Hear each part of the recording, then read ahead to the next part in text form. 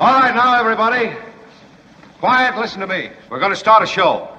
Now, some of you people have been with me before. You know it's going to be a tough grind, but we're going to have a show.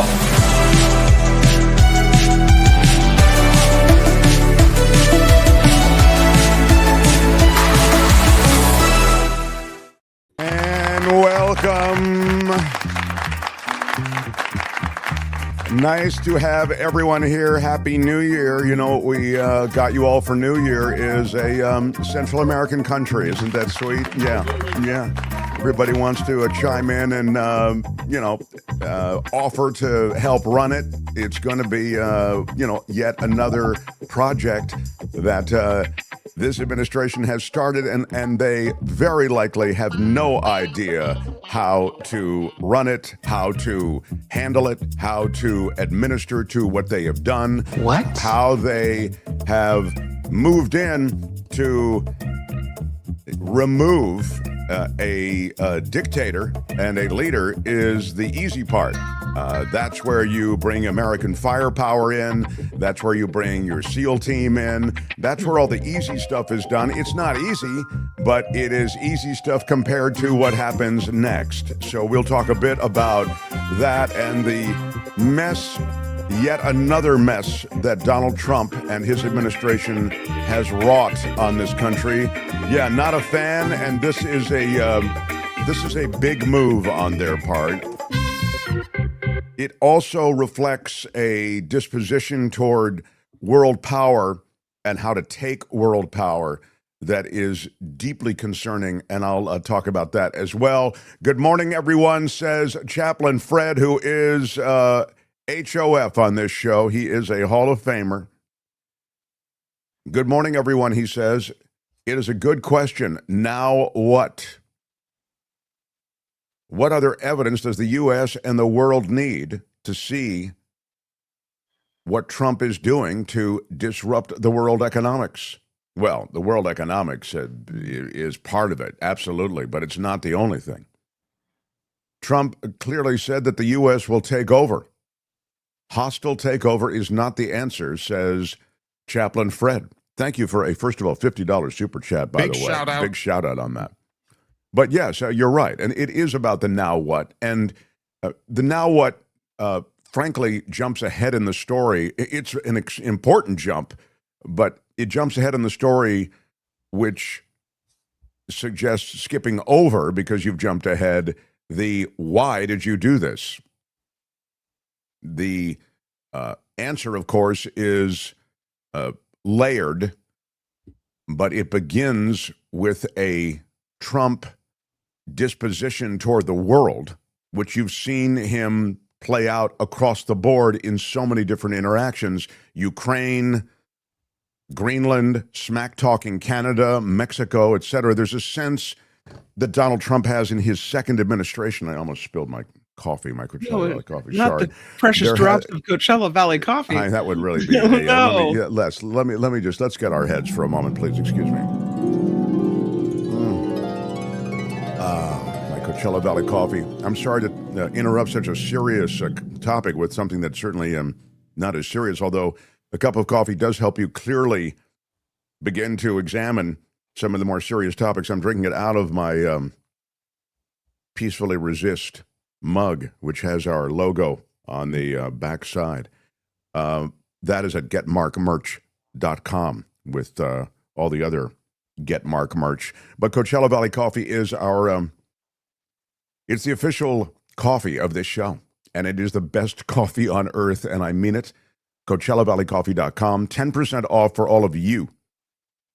Use our discount code MARKT. Anything on the site, teas, coffees, spices, they do have a wonderful, curated group of offerings for you, and you get 10% off on all of it if you use our discount code MARKT. All right, now, as I was saying, you see Trump with a disposition toward the world that he's played out across Ukraine, smack-talking Mexico, Canada. When he first got in, he talked about Greenland, all of these other things, and I'll get back to Greenland in a moment. There is a clear sense that Trump has of this old school might makes right America. The strongest military on earth will do what it wants. He's taken that same disposition toward the law in this country, that I will get what I want, and I'll get it by bullying you. And it's become an extremely effective way of governing for him. He has bullied Republican legislators. They have stood aside and let him dismantle government, reimagine Washington. They've let him take a wrecking ball literally to the east wing of the White House and create this vision for what is clearly way more than a ballroom. It is not a ballroom at $400 million. We talked about it a bit last week, and I'll be discussing it way more this week. What's really going on with the ballroom construction is a construction of a different sort. But it's important to note that that disposition that Trump has is the same one he brings to the world stage. So the old school post-World War II NATO alliances don't land for Donald Trump. He's about a transactional relationship for both himself and his family, as we've seen played out in Middle Eastern deals. And also, by the way, the seeds of the same are in the Russia deal that's brewing right now with Witkoff, as you know, deep in with Russian money. He's the guy who's handling that negotiation. But also America first, as represented by America with the biggest guns on the planet. And this, of course, is an illegal maneuver. It violates the sovereignty of this nation, of Venezuela. They're cloaking it in a legal maneuver, right? That this guy was indicted, and therefore we have the power and the right to go in and remove him, and now he is being arraigned in New York. But we know that the drugs and narcotics is just a smokescreen for taking over Venezuela for the oil. In fact, Donald Trump himself couldn't really linger too long about the narcotics because he was too busy on his way to talking about how the oil companies are going to take over Venezuela.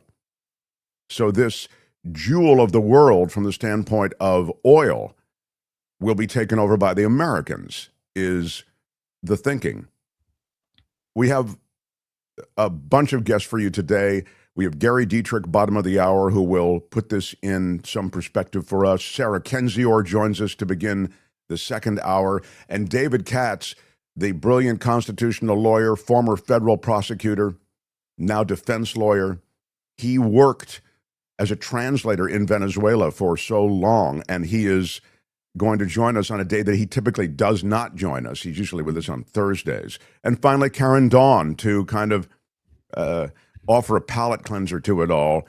Karen will be with us with a word about animals. We do that on the first Monday of every month. So that's the kind of the story of how things are laid out. We'll get to a lot. There is much going on, so let's get started now. The Mark Thompson Show. Happy New Year, everybody. Happy New Year indeed. Do I need to get any? Oh, yeah, thank you. That's exactly what I was going to ask. If there are any comments I need to just quickly spend a moment on. Why didn't the Pentagon seize the fishermen's boats and arrest the occupants instead of taking them out?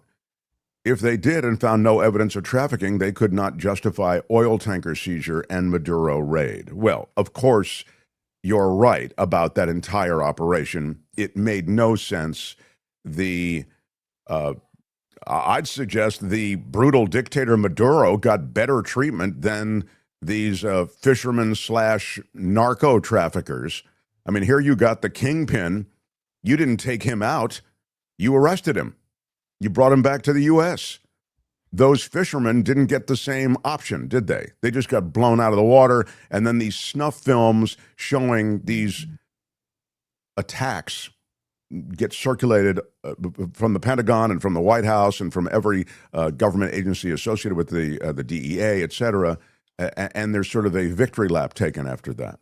I'm kind of confused about Maduro being tried in New York City or in a courthouse anywhere in the United States, because I thought if you committed a crime against another country, like especially if you're a foreign leader, that meant that you would go to The Hague and face some kind of international tribunal or something. Well, And the Americans are not signatories to the Hague International Court in probably a way that would matter.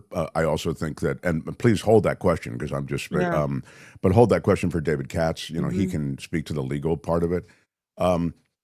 I did want to quickly, because there has been so much going on, try to give you, if those just joining us, thank you so much, Lucy McAllister. Wow, big shout out to Lucy McAllister, my favorite McAllister. Big shout out. Kim is number 2, so don't, please, I don't want you to think that, you know, Kim isn't on the list at all.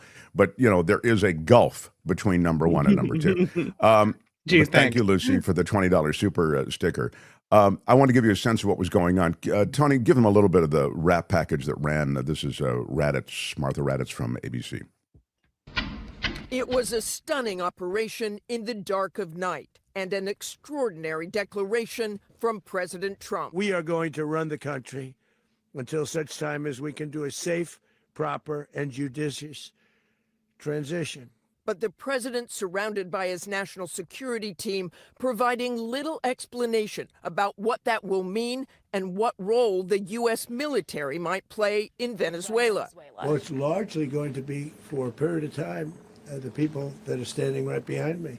We're going to be running it. Those remarks followed what appeared to be a precision U.S. military and law enforcement raid in Venezuela's capital city. Dubbed Operation Absolute Resolve, it was the culmination of months of preparation, with more than 150 military aircraft launching from 20 different bases and ships. The force included F-22s, F-35s, F-18s, EA-18s, E-2s, B-1 bombers, and other support aircraft, as well as numerous remotely piloted drones. Late Friday evening, after waiting for the green light from the president and a break in the weather, the mission was a go. Nearly a dozen helicopters sweeping low over the dark ocean at just 100 feet. Warplanes targeting Venezuela's air defense system and military targets, allowing the helicopters carrying the extraction team to reach Venezuelan President Nicolás Maduro and his wife at their compound. Trump said the couple gave up when the military burst in. The men and women of our military, working with U.S. law enforcement, successfully captured Maduro in the dead of night. There was a lot of opposition. There was a lot of gunfire. Trump posting this photo on social media of Maduro, handcuffed and blindfolded, on board the USS Iwo Jima before arriving in New York City late Saturday. President Maduro has faced narco-terrorism charges in New York since 2020, now facing additional charges of drug trafficking. At its core, this was an arrest of 2 indicted fugitives of American justice, and the Department of War supported the Department of Justice in that job. But just over a month ago, Trump pardoned Juan Orlando Hernandez, the former president of Honduras, serving a 45-year prison sentence in the U.S. for drug trafficking. Now the biggest question, what next in Venezuela and who will remain in charge? Trump saying yesterday he's not afraid of U.S. boots on the ground to enforce the U.S. goals. And the president insisting Venezuela's oil infrastructure would be a top priority. We're going to have our very large United States oil companies, the biggest anywhere in the world, go in, spend billions of dollars, fix the badly broken infrastructure, the oil infrastructure, and start making money for the country. Maduro's Vice President Delcy Rodriguez is now the interim president, with President Trump making clear he wants her to do what the U.S. wants. But she has been defiant, saying that Maduro is still the president and saying what the U.S. has done in Venezuela is a barbarity. George? Yeah, there has been a softening of her position because of Trump threats. And now she's saying she's looking forward to working with the U.S. government on some kind of situation that would reflect both the will of the Venezuelan people and also the aims of the Americans, whatever. Yeah, Kim can probably give you the direct quote, but essentially she's softened her position in the last day, right, Kim? Yeah, she did soften her position. At one point, she was saying, that she would step in, right? But that she was saying this shouldn't have happened. And then Trump threatened And then she kind of turned around a little bit on that. And that's sort of the centerpiece of this Trump diplomacy. It's gunboat diplomacy, right? Yeah. There is no negotiation. The civility that informed so much of diplomacy and the post-World War II environments that Trump has certainly no knowledge of, that's gone. And now it's really might makes right, as I was saying. And President Trump implying that Colombian President Gustavo Petro could also face U.S. action soon. Trump threatening Cuba as well. The leftist government, longtime ally of Maduro and that regime in Venezuela. This is the quote: Colombia is very sick too, run by a sick man who likes making cocaine and selling it to the United States. And he's not going to be doing it very long, let me tell you. We have that video if you're interested. Yeah, let's take a look. This is, I believe, from Air Force One. Yeah. Overnight, President Trump reaffirming that the United States is in control of Venezuela after the raid that led to the capture of dictator Nicolás Maduro. We're in charge. Trump last night also issuing stark warnings to other countries, including Colombia. Colombia is very sick too, run by a sick man who likes making cocaine and selling it to the United States. And he's not going to be doing it very long, let me tell you. So there will be an operation by the U.S. and it sounds good to me. And Mexico. Mexico has to get their act together because they're pouring through Mexico, and we're going to have to do something. The president was also asked about Cuba, where the economy has been supported by Venezuela for decades. Many there now fear the U.S. could take military action in Cuba as well. Cuba is ready to fall, you know? Yes. Cuba looks like it's ready to fall. You just wait for Cuba. Their days are numbered. We're going to wake up one day, I hope in 26, in our backyard, we're going to have allies in these countries doing business with America, not narco-terrorist dictators killing Americans.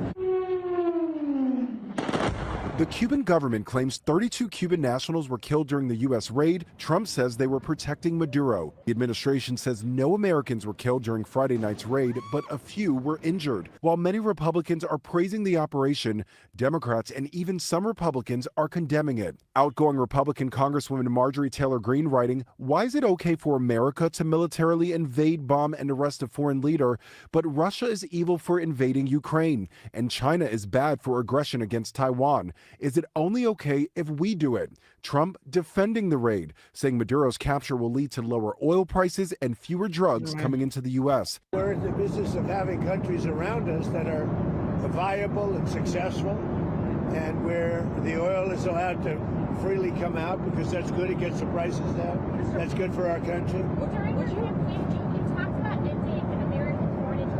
don't know if you can hear this. You talked about ending American foreign intervention. The fact that he sent drugs into our country. But many noting Trump recently pardoned the former president of Honduras, who had been convicted in the U.S. of narco-terrorism conspiracy. Trump defended that pardon, calling the conviction a, quote, setup by the Biden administration. Now, Venezuela's former leader will get his day in court. Maduro and his wife are set to be taken to a federal courthouse in New York this morning for arraignment. Yeah, that's already happened. And he's saying he's an innocent man. That the legal part of it, again, is the cloak that's laid over what was a military takeover of a country that has oil. And you heard Trump talking about it. Now, what Trump doesn't understand, first of all, what Trump doesn't understand is pretty much everything.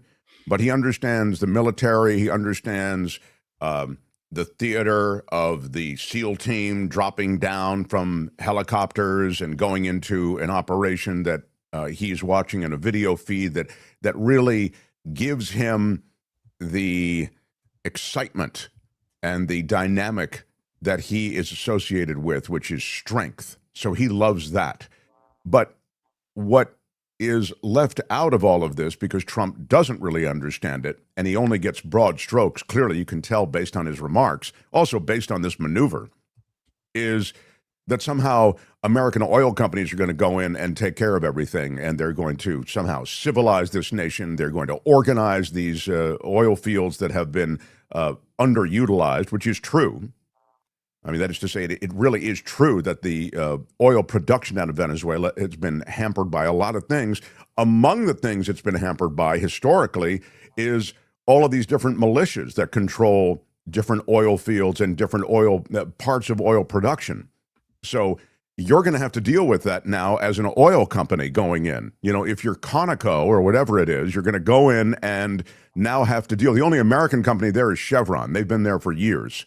But you're going to have to now try to navigate the very issues that have hobbled Venezuelan oil production for years. Yes, the stores of oil are there in Venezuela, but the ability to get it out of the ground is dependent on a lot of other things, from infrastructure to politics. And so it's going to take a ton of money, and Trump has made sort of broad stroke references to reimbursing oil companies for whatever they have to do there. And then it's going to take navigating what I'm talking about, which is a legitimate, potentially violent situation when you try to get into some of these oil fields.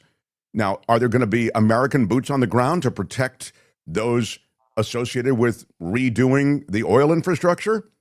I mean, you know, you're talking about an occupation. This is really a kind of, even if you're just concerned with occupying that part of Venezuela that you feel helps you economically, it just doesn't work that way. America's experience with this kind of thing is so horrifyingly bad. I mean, everything from Iraq to Vietnam, to these excuses to go in. You know, in Vietnam, it was the communist threat. In Iraq, it was the weapons of mass destruction. In this case, it's creating, as I've said, a smokescreen associated with weapons of mass destruction, and they are the cocaine trafficking. Well, the cocaine trafficking, frankly, isn't even relevant to the United States. That trafficking goes to Europe out of Venezuela. And the fentanyl thing, of course, is zero, right? That's not where fentanyl production is really relevant. That's in Asia. So you see how Trump motivated, it would seem, in part by, I think, the military flex that he sees effective all over the world, that he can pursue this anywhere. He can plant the American flag wherever he wants, virtually, because of the military. And so he's using that. And it's a scary situation it puts us in. And he's going to find out quickly that this Venezuela situation is way more complicated than he thought. He's done the easy part. It's not easy, but it's easier to go in and extract these leaders that are indicted and you want to bring back to the U.S. This is what American military does really well. The SEAL team, the special forces, the overwhelming force, they go in, they extract. What's coming is what Americans don't do very well, which is the aftermath. What do we do now? And I promise you, this group has no idea how they're going to pursue going forward any sort of politics of Venezuela or administering to Venezuela. Pete Hegseth is going to be in charge of Venezuela. Pete Hegseth, I wouldn't put him in charge of a child's birthday party. And you're going to put him in charge of, literally, Trump said, these guys behind me are going to be in charge. It was Rubio, it was Hegseth, and it was Miller. Go ahead, Kim. What? I just wonder if they actually talked about that ahead of time. You know, if they had a plan, if they laid this whole thing out, if they've been planning this for a long time, then they should have a plan as to what happens in Venezuela now. Here's Marco Rubio. Go ahead, Tony. Thank you.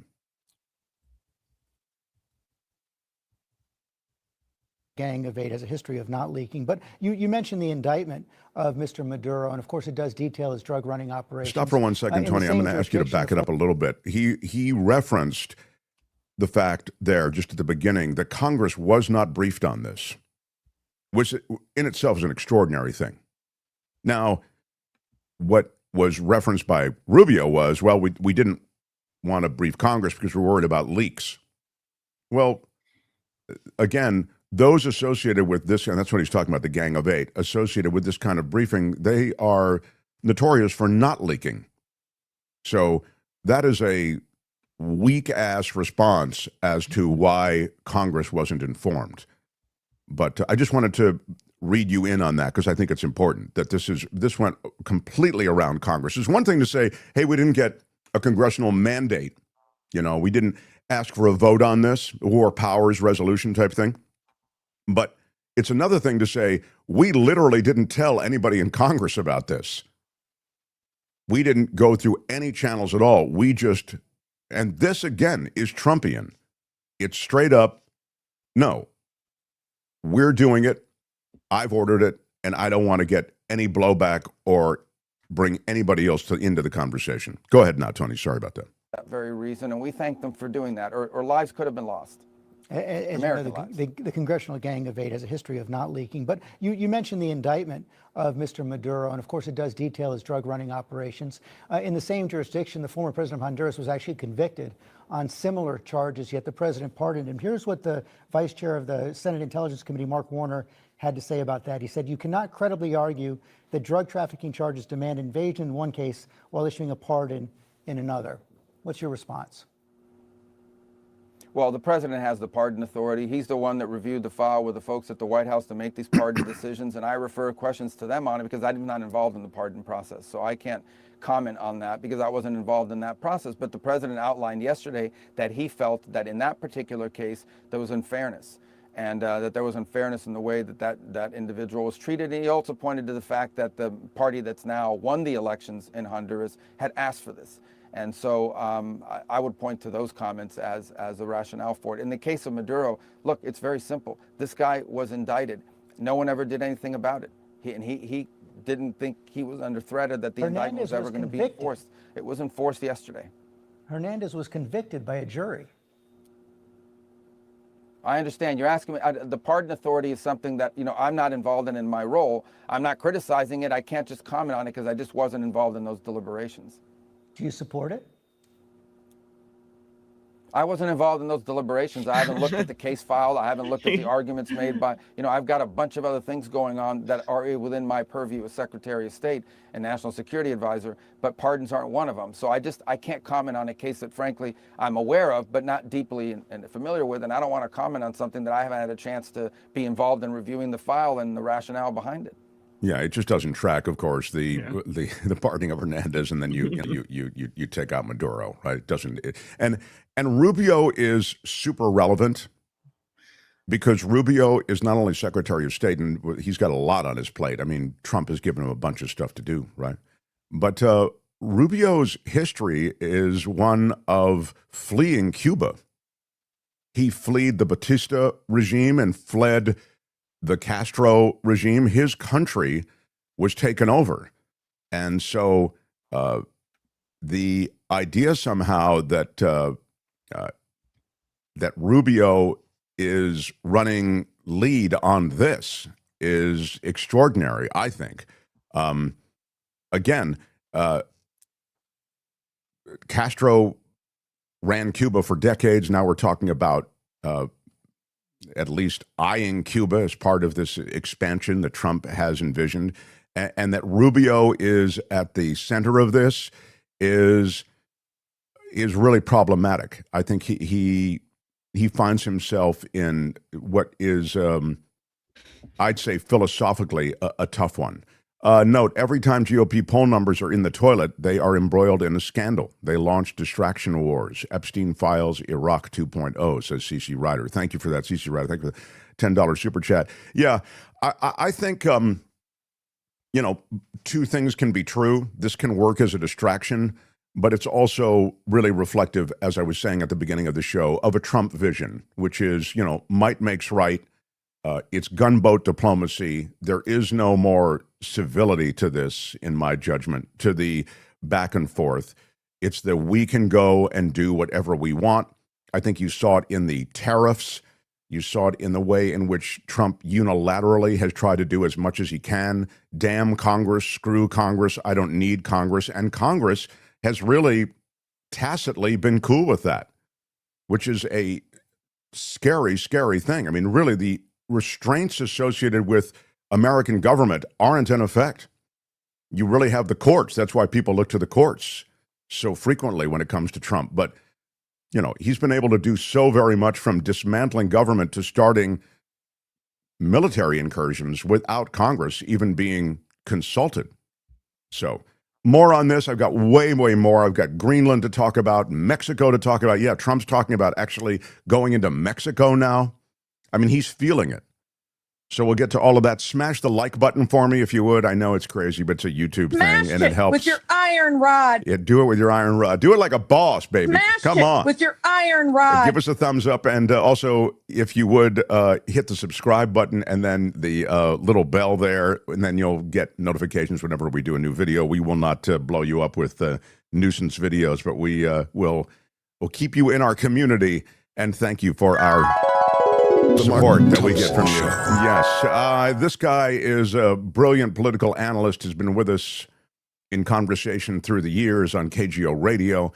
He is the political analyst for iHeart Radio and iHeart Media, and also across the CBS television stations. I mean, what a great resume this guy has, and man, he has his work cut out for him now. Gary Dietrich, everyone. Happy New Year, Gary Dietrich. Hey, Happy New Year to you, Mark. And, couldn't we kind of ease into a new year a little bit? Does it have to be, again, like I like to say, Saturday night at 3 a.m, all of a sudden my phone's blowing up? I mean, yeah, I have to say that when Trump assembled so much military firepower off Venezuela, you kind of knew something was going to happen. I mean, it could have just been theater, just moving those chess pieces in. But I thought when he addressed the nation, you'll recall, not just days ago, I thought he was going to announce that we were at war with Venezuela. But instead, he kind of gave a warmed over campaign speech when he addressed the nation, and then he saved the surprise, as you say, for Saturday. So give me a state of the state, if you would. Yeah. Well, I never thought, Mark, and I shared it with you on your program, nor did most voices in Washington thought there was going to be a direct military confrontation with the nation state of Venezuela. I mean, the sense about it has been that the movement of military assets into the Caribbean was an escalation of pressure on Maduro to get out. And, the started, of course, we know now with the taking out in international waters of apparent drug running boats or alleged drug running boats. And it just continued to escalate. Rubio himself said in his statement after this, look, we gave him, quote unquote, a lot of off ramps. And there is a sense in which Maduro was given a lot of potential ways to do this differently. I never felt, and I don't think anybody inside the Beltway seriously thought there was going to be American boots on the ground in any sustained or confrontational way. This was, as they call it now, an extraction. There's a lot of debate, of course, that's going on even inside the GOP about that. But suffice it to say, after this, it's going to be interesting to see what happens. To your point, Mark, do those forces stay in a readiness posture? I think they're going to short term, just to ensure that there's no potential attacks on American assets in the region. But, are those going to be utilized in another context? Colombia, Cuba, probably not Mexico, but we'll see. A lot of unknowns right now, certainly. The idea of administering after the extraction, I was saying before that the extraction is really what the American military does very well. Special forces, SEAL team moving in, extracting whatever asset, if you will, whatever they call it, the term, in this case, the president and his wife, and they bring them back to the U.S. for indictment, et cetera, for trial. But the administering is really what we historically haven't done well. Look at Iraq. Look at these situations that have followed these initial blasts. It's going to be an issue for Donald Trump, regardless of how he does the arithmetic, that is to say, how many boots are on the ground or whatever, because there are factions, as you know, under Maduro that were being held together in a way by Maduro. I mean, even in control of the oil fields, you have a number of different militias, essentially, is what they are, in control of this stuff. Yeah, you're 100% right, Mark, about the difficulty. I mean, ask any nation that has ever tried to do something like this, or any nation that when a leader moves out of power, especially one that has been, you have to there's no doubt about it. I mean, there was a definite love-hate relationship with many people in his country. Many Venezuelans, including the expats, are very glad to see him go. There's a lot of question marks about how it happened for many people. But administering a nation state, by another is exceptionally difficult. I mean, you can ask the British with India. You can go down so many historic examples. I think there's going to be a strong feeling that the sooner Washington turns this over to some other entity, be it a newly elected or formally elected. Now some people say was duly elected, not Maduro, but the other candidate. Does that happen? There's so many question marks, but this is just fraught with political and just technological as well as just administrative minefields. The longer this goes on, we're in any way, shape, or form, in the president's words, we run Venezuela, the more this has potential pitfalls. This is just the ugly Americanism to me, played out in some of the American imperialism, all the smears historically that we've endured in America really seem to apply here, in my opinion. But I do want to ask you, because you're so good at the politics and the motivations and kind of doing that calculation, tell me what's the reason this happened? Yeah. Well, I'm going to give you the top line reason, and I'm going to give you the second reason that I think more and more people are saying was very much at play. The top line reason is I really do think, and the Trump administration has made this clear, he did in his first term too, but especially now, that this drug, I sort of use it now in a national term, this drug overdose, right? The movement of illicit drugs into the United States is something that the Trump people, be it with border policy, be it with these interdictions on the open seas, a whole host of things, they are very serious about. That's obvious. And they have really made that a top line priority. The issues about oil and all the rest of it, that's something that's come along. The real underlying issue, Mark, I think from a geopolitical perspective, and I try to bring this into our conversations when relevant, is the associations with Venezuela very overtly and increasingly so with Iran, with Russia, and with China. That is something that in the Western Hemisphere, has always been anathema in terms of American foreign policy. You can go back, of course, to the Cuban Missile Crisis. There's just any time, powers from on the other side of the globe, most notably superpowers that are direct threats to America, here in this case, Russia and China, and to some degree by proxy Iran. That is just something that American leaders have never been comfortable with. And that was increasingly the case with Venezuela. And I think there's many people that believe that, okay, it was the drug thing, yes, but in the long term, Mark, over the the next few decades, it was the potential for those other powers gaining a serious foothold here in the Western Hemisphere. Well, you've said a lot. I think I have to say, Gary, respectfully, the drug thing, I think, is a smokescreen. I'm sorry. The most of the drugs out of Venezuela ain't coming to the U.S. anyway.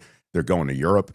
And he talks about the oil incessantly. I mean, he clearly has oil on his mind. You haven't heard a word from Trump about Russia and China, et cetera, these things that you're talking about. Now, that doesn't mean that they're not underpinning. You've given me almost an academic analyst's view of things, and I'm suggesting, Trump can't spell academic, and he sees might makes right, is what I see. But listen to the difference in Donald Trump. Tony, play for Gary, if you would, please, Trump on the stump. This is all the times he was critical of American military adventurism, and he spoke about it so persistently that he really became known as, and a lot of people on the left even used to say, no, he's a peace candidate. I see him as a candidate of peace. Here's Donald Trump on the stump.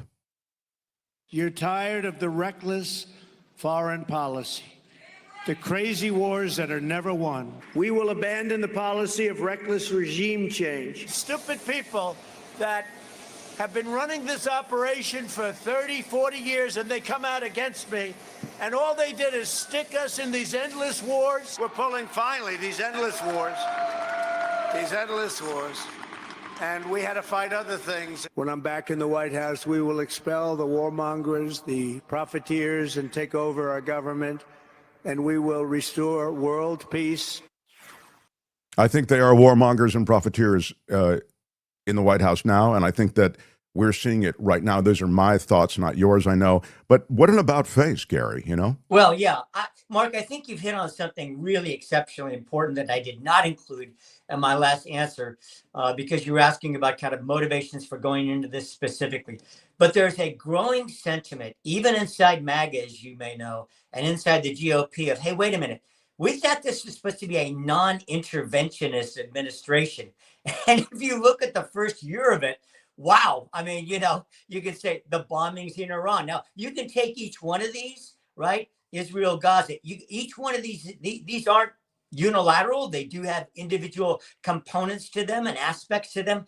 But it has been amazingly activist for a president who said he was coming in to basically back off. And many people inside the GOP thought, hey, we're going to get a sigh of relief. It's time to really focus internally in the U.S. We're not going to be involved internationally. And, you know, it's difficult, Mark, honestly, to think of any president who in a year's time has been more activist globally than this one. Well, he's been transformational in terms of his activism domestically as well. You have everything from ICE and Homeland Security to dismantling of government. I'd suggest, a remarkable corruption on a level we've never seen before, and that activism, it's not nothing. I mean, you know, the ballroom, the tearing down of the East Wing, these are things that can just be headline grabbers, but they reflect a huge iceberg of corruption that exists beneath the surface, but not that far beneath. I wanted to ask you about, because we are talking about foreign policy, about the threats to Mexico, to Greenland, and to Colombia. Now, these are articulated threats that the president has made. How might those play out? Yeah, we've mentioned Greenland before, Mark. There's no indication currently that there's anything besides just a lot of kind of wishful thinking and bluster about Greenland. I don't think anybody in Washington at this point is seriously taking that as a sign of some new American movement in that area. Sorry to respectfully interrupt them. Why does he talk about it so much, Gary? He talks Mark, about Greenland a lot. As I jokingly say sometimes, why do you say we're going to make Alcatraz into a federal prison again? I see. Okay. It just makes no sense, right? I mean, some people say it's strategic and it's, a head fake. I mean, maybe it is that politically astute. I frankly don't think so. I think they're just random things like, wow, this would be great. Now, there is a strategic component to Greenland. We've talked about this in the sense that it is very strategically placed, especially in terms of the Arctic. And that is something that we can get into another time, perhaps. But there's a lot of eyeballs into that area and the whole potential for mining in the Arctic and all kinds of things that Greenland is strategically placed in. But I don't think there's any immediate movement on that. Mexico and Colombia, I think, is a different deal. That's why I mentioned in my earlier answer, let's see what happens to these American naval and military assets in the Caribbean. Do they get moved out, or are they left there purposely to put others on notice, most notably, as you point out, Mark, Colombia, and to some degree, Mexico? Trump said he had said it over the weekend again. I offered to the president of Mexico, look, we can help you with these cartels, et cetera. She said, no, in Trump's words. But the reality is, he's already tipping his hand a little bit. Okay, well, he said over the weekend, 85% of the sea-based entrance of illicit drugs. We've got that taken care of. Now it's time to start looking at the land transfer of drugs. We'll see. I mean, it would certainly be another step to put our border nation friend, Mexico, in the crosshairs in any way, shape, or form. I mean, there are so many American companies, as you know, Mark, operating right along the Mexican border.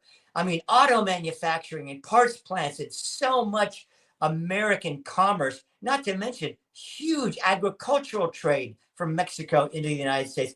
It would be another step, certainly, where we do. I don't think you're going to see the Mexican president brought into the United States, but any kind of other action absent a partnership, quote unquote, with the Mexican administration would be, I think, another step further beyond Venezuela that many people in Washington would be really shocked at. Well, I mean, so well said. I mean, I think the Mexico trading partnership is so well established. I mean, there is an economic relationship here that has been dramatically affected, even just based on border policy right now. But here's what officials in the Trump administration are saying. The president is, quote, very interested in plans drawn up last year to send U.S. special forces into Mexico. After the operation on Saturday to remove Maduro, Fox News asked Trump if the attack was a message to Mexican President Claudia Sheinbaum, the country's first female leader, who has so far balanced being an ally to the U.S. while refusing to let Trump control the democratic nation. And they go on and say, and here's the quote, well, it wasn't meant to be, and we're very friendly with her. She's a good woman, but the cartels are running Mexico, he said. She's not running Mexico. Something is going to have to be done in Mexico. So, yeah, well, I think, that's the concern. And, you make an important distinction there. When Trump talks about Mexico, he doesn't talk about concern about their democratically elected leader, her per se. It is these cartels. That's always his focus is, well, let's go take out the cartels. That's easier said than done. You don't have a head of state in a place that you know of. Now, American military and intelligence assets could certainly be tracking cartel leadership. But you can imagine if we got into an internal cartel war inside Mexico. I mean, that would be certainly another step down the road. Oh, that is, look, the cartel control and the cartel dominance and the cartel power is so substantial. You're right. I mean, I think it would make, it would be an analog, a parallel to Iraq if you actually got into that kind of thing. That is a real tiger by the tail that Trump doesn't want. So these things that I at one time thought, I put him in the category of what you've been talking about, which is just stuff that he talks about. He's not really serious. I now take all of this stuff a little more seriously. And I think he's got a real problem with Venezuela because in our last minute or so, as we were saying, those oil fields are, he's right, or those who say, that the Venezuelan oil extraction could be way more than it is, that their infrastructure is poor. That's all true. But there are reasons for that have to do with militia and politics and also sanctions. And to actually reinvigorate that infrastructure around oil, that's going to take a lot of money. And I don't know they're going to find a lot of American oil companies who are going to want to go down there and risk the violence associated with it and dump the money in. Yeah, well, as you know, Mark, corporate investment, it doesn't matter where it comes from or where it goes. It values one thing above all else, and that's stability. And you're not going to get any company, I don't care whether it's an American, European, Chinese, whatever, to invest billions and billions of dollars on the hope that you're going to have a stable governmental system and society 3 years, 5 years, 10 years down the road. I mean, those kind of investments you're talking about, they are decades long investments. And you have to tell those people, look, you got two choices. Either you help instill a governmental system that they perceive as stable, or you have to stay there yourself. And I don't think there's any appetite in Washington for the latter. Exactly. Thank you. Find Gary on iHeart Radio and also find him across the CBS television network and find him here on Mondays. Thanks so much, my friend. Happy New Year. Same to you, Mark. Have a great show. Gary Dietrich, everyone. I've told you it's never easy being in this business. The Mark Thompson Show. I'm so glad you guys are here. Happy New Year. Yeah, we've got a lot to talk about, and we've just scratched the surface. I will continue to offload a lot of what we have here in the minutes ahead. We are so happy that the Monday visits with Sarah Kendzior have been so popular. Those of you who have sent me emails and those who sent messages along the way, we love Sarah, and I, as you know, am a huge fan of her writing and of her reporting and of her journalism. She's been prescient in all the ways she's talked about this, the power structure internationally and what we deal with in America. And I have to say that I'm really curious to hear her thoughts on Venezuela and the expansion of American military might across the globe, the gunboat diplomacy that really informs a kind of backward vision of the way things are done now, which is very Trumpian, shallow understanding of things and sort of an old world view of how politics and the world should go down and be dominated by American might. So without any further delay, although I know that was a pretty substantial delay, just that ramp up, Sarah Kendzior, everyone. Happy New Year. Happy Venezuelan takeover. Nice to see you. Say, you're reaching for something there. Yeah. Happy Venezuelan takeover to you too. I'm very curious, as I was saying, to hear your take on this, because I feel you've written substantially about the international forces at play that lead almost inevitably to moves like this one. Yeah, I'm not surprised by this, in part because Trump announced his plan to do this during his first term, which I think a lot of folks forgot about, is that in 2019, he was gearing up to do this. He had Elliot Abrams, the Iran-Contra architect, in his cabinet. Abrams, after being indicted for Iran-Contra, was then pardoned by Trump's Attorney General, Bill Barr, under the first George Bush, went on and helped the second George Bush launch the Iraq War, then went on and was installed by Joe Biden into the Biden administration. This is after being in Trump 2's administration as the Venezuela advisor. Right before Israel began its genocide. This was never explained by anyone in the Biden administration. And, since then has been writing many editorials calling for the invasion of Venezuela and the invasion of Iran. And so this is an operative who has worked both in Latin America and in the Middle East, causing terror, destruction, all under the goal of imperialism. And he is not unique. Elliot Abrams is part of a broader network, and that network has new players. It has people like Peter Thiel and all of these Silicon Valley techno-fascists who now have imperial ambitions. It has Trump as basically a lever of power in this. I don't think that this is his idea, but I think he likes the idea of being able to just, invade a country, grab its leader and lock them up and show them around. So this, hits a lot of sweet spots for him.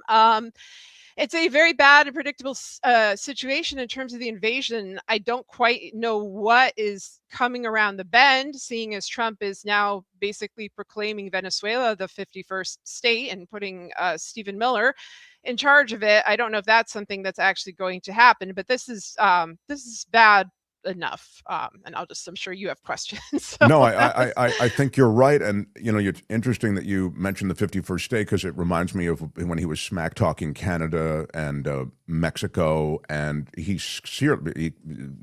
I think seriously sees Latin America as just an extension of sort of a hegemonic domination that America historically has had. But what really strikes me also is that this is a throwback vision, in a way, of the world. We had post-World War II evolved to this place where diplomacy began to be the way in which you would avoid military confrontation. Not always successful, of course, and sometimes it was simply, a cloak over what was really happening.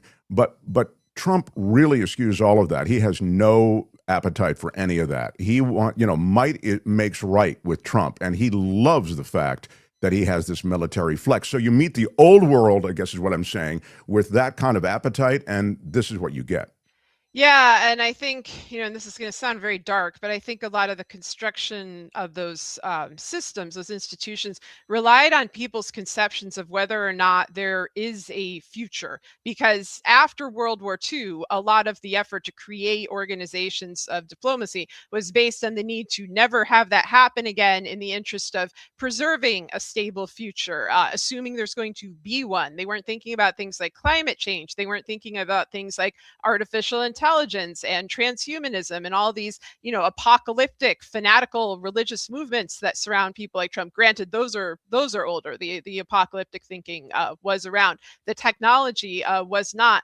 Trump is a very frightening person when you look at old interviews of him, because one of his most consistent beliefs is that the world is going to end in his lifetime. And, in older interviews, he thought it was going to end through nuclear war. And he just saw this as an inevitability. Like, this is just something that he's going to witness, and he seemed fearful of it. He wasn't enthusiastic about it. That changed when he began to run for president in 2016.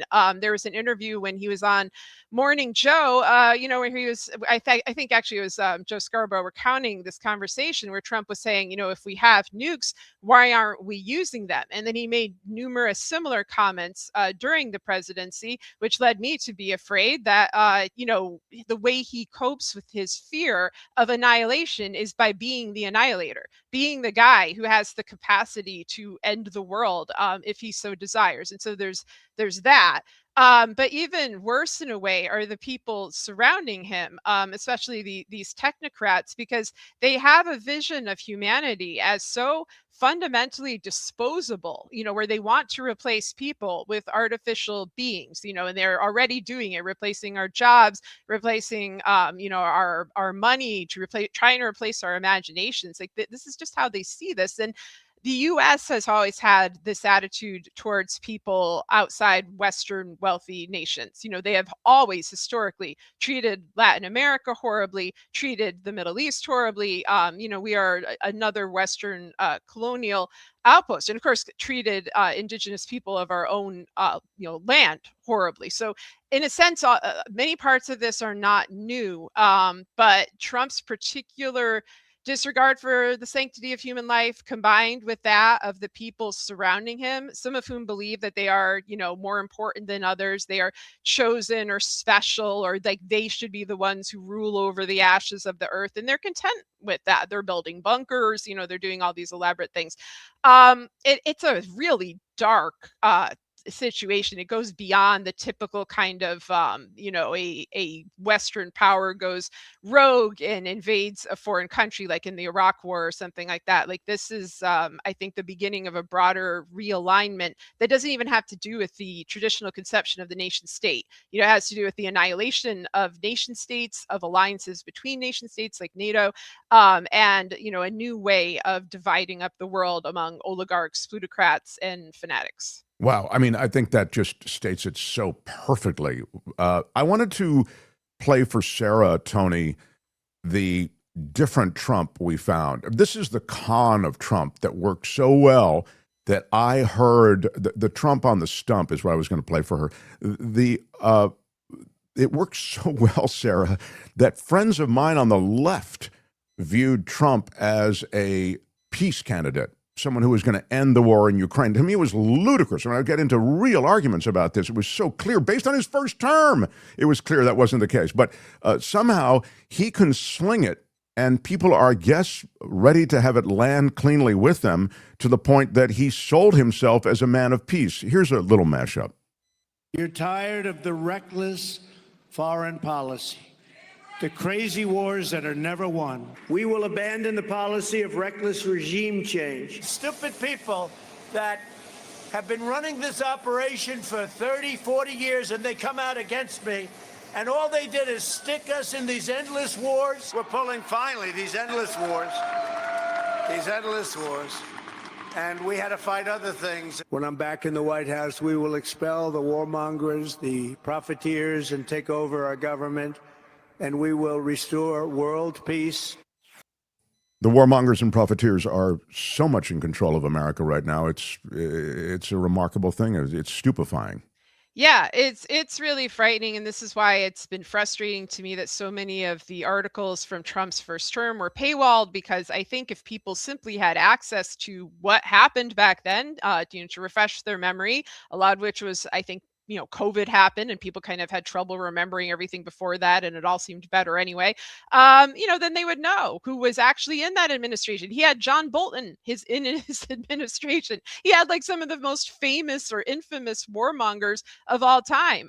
In terms of wanting to end wars, the only war I think he might sincerely want to end is Russia, Ukraine, but not because he's appalled by war, because he wants to give Ukraine to Russia. That's it. When it comes to something like Gaza, Jared Kushner is planning to build luxury condos over the bodies of dead, murdered Palestinian children. When it comes to other parts of the world, it's just pure extraction. When it comes to our own country, it's just pure resource extraction. And he will carry out either war or just simply violence. I mean, I think there's a lot of, technicality around proclaiming a war. He also, though, he does understand on the campaign trail how deeply unpopular war is with every generation, because every generation has their own losing war. The boomers have Vietnam. My generation has, Afghanistan and Iraq. And, younger folks now, I think, just grew up in the shadow of those and are so wary of all of this. There's hardly anyone alive now who has actually seen the United States win a war. The last time that really happened, conclusively was World War II. And, those folks are well into their 90s and such. And so, this is just generally something I think most Americans dread. Most Americans have a lot of fear, a lot of anger towards the government for dragging them into quagmires, and Trump was able to tap into that. Meanwhile, you have Kamala Harris hanging out with, Liz Cheney, Dick Cheney, talking about how she's going to build, quote, the most lethal military of all time. Not the best, not the smartest or the bravest, just the most lethal. So, of course, Trump taps into that and says the opposite, says, I'm not going to get involved in any wars. I'm going to be so peaceful. If you know anything about Trump and his backers and his network and how incredibly violent they are, or about just his general bloodlust about, the time he dropped a MOAB on Afghanistan just for kicks, if you remember those things,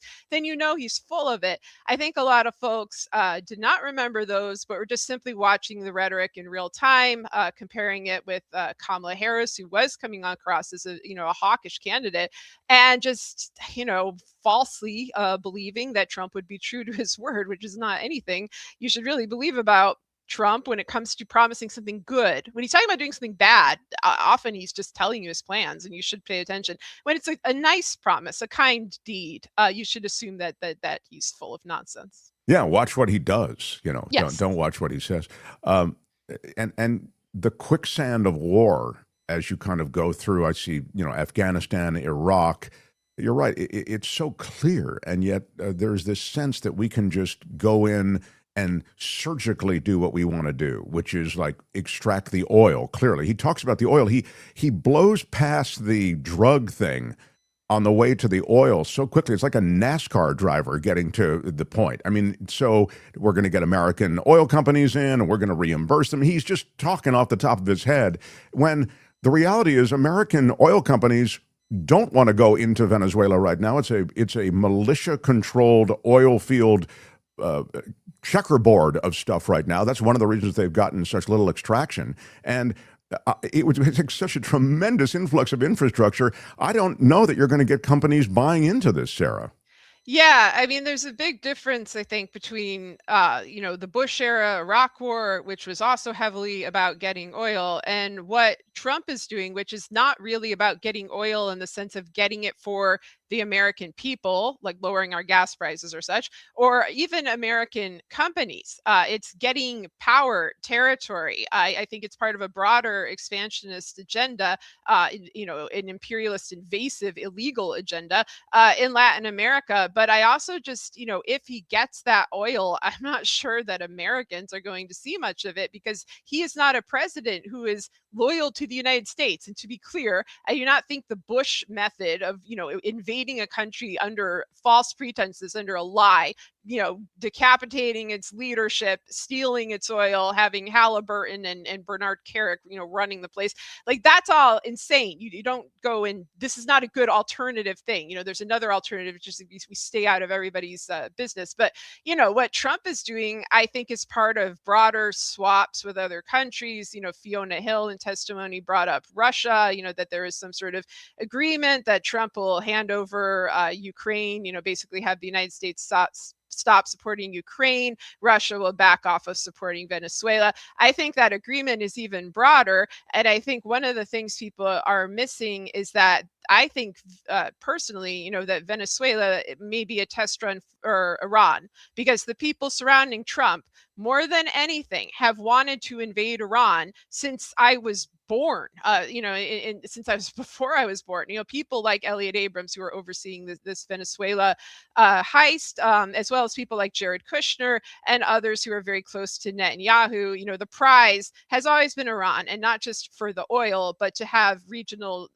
dominance in the Middle East. And if they're successful in Venezuela, if there are no consequences in terms of international law, in terms of a forcible military pushback, either from the United States refusing to abet these plans, even though, of course, they already have pulled them out, or I don't know what kind of blowback they're going to get from other countries in Latin America, or just from other international organizations. If this just slides, they're going to try it everywhere, and I think they're going to try it in Cuba, and I think they're going to try it ultimately in Iran, and I think that is going to be disastrous at a level that will make this seem mild. Absolutely right. I mean, Iran is a much, much different place. And in terms of military power, political power, that is to say, the people of Iran don't want the Americans in any way messing with their society. They've seen, I mean, there's a cultural memory anyway of the Shah, and there is, and surprisingly, the Americans don't have the cultural memory of, the same is true in, I was talking before about Marco Rubio. I can't believe Marco Rubio is the, the apologist for Donald Trump, or the front man, or the rah-rah guy for this entire plan of Venezuela. His family fled the American-installed leader in Cuba. That's where Marco Rubio's history is. And the idea that he is, he's running interference for this installation of American leadership in Latin America, it's crazy to me. But I think, hasn't he always wanted to overthrow the current government of Cuba? I mean, I thought that was one of his lifelong dreams. Sure, and, he gets of to course, be a hero to all, the Cubans who've wanted to rid themselves of the Castros and, of those administrations. That has been something. That's another one. That and Iran, those are the two countries that this, neocon or just imperialist branch of, honestly, it's of both parties. You see it more heavily in the Republican Party because you've seen it play out, through Bush's wars and so forth. But this has Democratic backing as well. I'm watching these tepid statements from the Democratic Party where they're basically like, yeah, kidnapping Maduro is fine. Just like give us a heads up next time. Like, how about you brief us on your illegal activity? I'm like, what are you doing? Like, this is so, he's just going to be snatching people right and left. Like, I mean, that's what this administration does. They grab the smallest person off the street, some, unknown migrant laborer. They grab presidents of other countries and they, pump it up as this sort of, macho domination ploy. And meanwhile, the Democrats are like, oh, strongly worded statement. Like, it's not good, but it concerns me that we seem to have relatively few people in Congress who just sort of oppose this as a method of, I don't know, international relations. I don't even know what to call this. That's not what this is. There's no relation here. There's an act of illegal war. And I think Rubio is fine with this. I think he has come to normalize it in his mind. I think over the last 10 years, there's been a change in him, just like there has been in a lot of Republicans where they have gotten used to Donald Trump. They know if you go and work for Donald Trump, that you're not nothing more than Donald Trump's little lackey, for the word I can't say, and that's what you're going to do. You're just going to go and carry out whatever his advisors want you to do. And in return, you get a lot of money and, maybe you get a little bit of power, but it's not really your power. It's mafia power. And I think Rubio knows that, but is content to just play this role for now. I mean, the mafia state that you write about a lot, you really see played out in this administration in a very kind of bald-faced way. Did I send you the Rubio stuff just because Sarah mentioned it? Tony, do you have the Rubio stuff when he was talking about Trump and the con that is Trump and that he'll never... Here it is. Tony's got it for you. Here's a little bit of Rubio. I will never quit. I will never stop until we keep a con man from taking over the party of Reagan and the conservative movement. This is Rubio on the stump in 2016. He's a con man. He's a con man. He's a con man. I'll tell you why. Number one, look, people are angry and frustrated and scared about the future. Okay? People are working harder than they've ever worked in their lives, and they're running in place. And he swoops in and is taking advantage of that. He's taking advantage of that. He's telling people, I'm going to fight for the little guy. I'm fighting for the working class. Here's what he doesn't tell them. He has spent a career in business, 50 years, sticking it to the little guy. Sticking it to the little guy. When his companies went bankrupt, the first people that didn't get paid were the subcontractors, the plumbers and the pipe fitters and the people that laid bricks and all of those people that worked for a living. They didn't get paid. He got his money. They didn't get theirs. He's going around telling people, oh, I'm fighting to keep other countries from taking our jobs. What is he talking about? You ever bought a Trump tie? If you buy a Trump tie, you're not just getting a tacky tie. You're buying a tie made in China or in Mexico.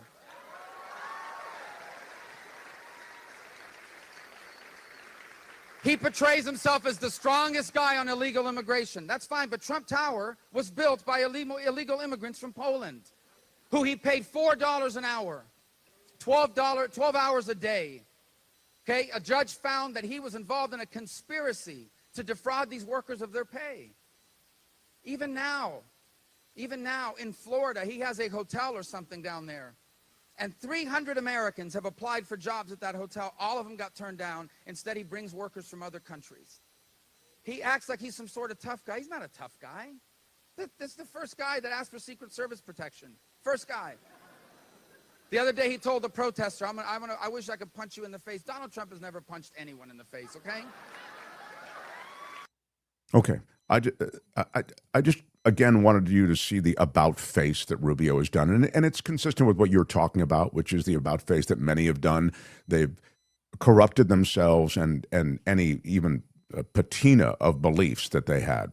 Oh, I remember this speech. I remember this little Alex P. Keaton type Rubio running around making all these little promises. And, you know, someday when Rubio's burning in hell, I think that little excerpt is going to just be played on repeat all day long with, you know, Henry Kissinger pulling that projection theater round and round, because, you know, this is what could have been. He could have been that guy. You know, he could have been somebody who stood up, had integrity, you know, had some kind of, you know, bravery intact. And he chose a different path, you know, and to be clear, there's plenty I disagree on with Marco Rubio, but there was a time where the Republican Party, you know, they saw clearly what they were dealing with. Ted Cruz was the same way, you know, at the Republican National Convention that year, he wouldn't endorse him.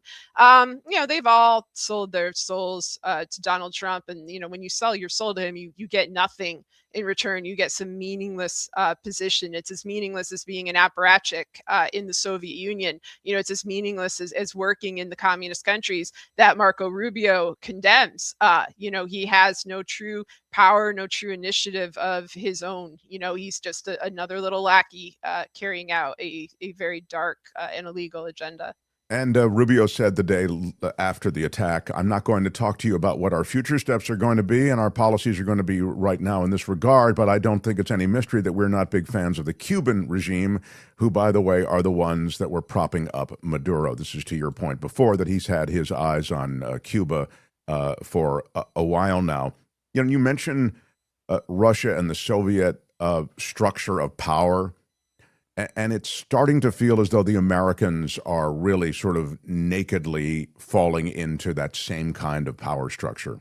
Yeah. Oh, I think we're there. I mean, it's different in a sense, in that it's, you know, plutocrats and oligarchs, but, you know, in the Soviet Union, it was just people, it was a class of elites who had a different set of privileges, a different set of laws and rights, and they were the people who ruled the country. And, you know, everybody else was, you know, captive, you know, to their fate by that class. I mean, there were other things they had that we don't have, like healthcare, but, you know, nonetheless, it was in terms of freedom of speech, freedom of assembly, the ability to, you know, choose your lifestyle, to move around freely, like, you know, all of that was taken away. And that is certainly what we're moving towards. And in terms of political aspiration, you know, all you could do is kiss the ring and hope that, you know, the mafia or the, you know, militia and espionage agencies, you know, the KGB would not come after you if you stepped out of line. line. There were people constantly, if they were writing something, even in protest, they would speak through poetry, they would speak through,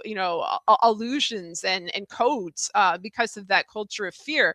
I'm seeing that now. And the difference is, we're in a digital world where our words are recorded and people are trying to figure out how to have that kind of samizdat, that kind of, underground ways of communicating in a world where they can just look at our cell phones, where we've lost our privacy in such a fundamental way. We're not unique at all. Like everybody in the world has now lost their privacy, and the ramifications of that, I think, are the biggest issue of the 21st century. It makes it really hard to fight back. I'm tired of seeing people from other countries, asking why Americans are not standing up. Because first of all, Americans have been standing up. Like I think, as I said in your last show, we had more protests during, the Trump years and the years before that than in any other period of American history. What did they give us? Nothing. They gave us a president, Biden, who refused to honor his campaign promises, did not punish Trump, a DOJ who would not, hold any of these individuals accountable. And we could not do, a citizen's arrest of the mafia. That's not something that's possible for us.